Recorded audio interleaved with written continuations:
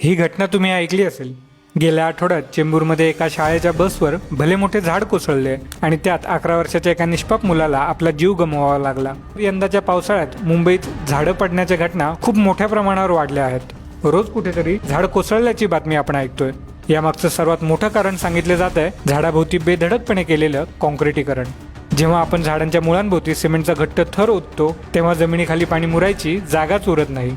मुळांना ऑक्सिजन मिळत नाही, त्यांचा कोंडमारा होतो आणि ती आतून कुजायला लागतात. झाडं वरून हिरवीगार दिसतात पण त्यांची जमिनीवरची पकड सैल झालेली असते. पालिकेच्या स्वतःच्या गार्डन डिपार्टमेंटने सुद्धा रोड डिपार्टमेंटला याबाबत आधीच चेतावणी दिली होती, पण कंत्राटदारांचे खिसे भरण्याच्या नादात या इशाऱ्यांकडे पूर्णपणे दुर्लक्ष करण्यात आलं. अशी किती उदाहरणं देता येतील ज्यात आपण पायाभूत सुविधांच्या नावावर याच कंत्राटदारांचे खिसे भरण्यासाठी निसर्गाला पूर्णपणे डावलतोय.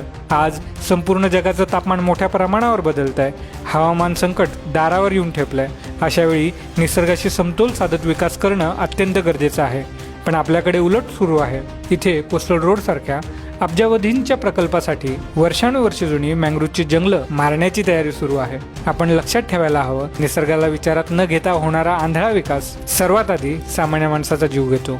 पण आपण उद्या पुन्हा मुंबई स्पिरिट नावाचा अफीम चाटून लोकल पकडायला धावणार.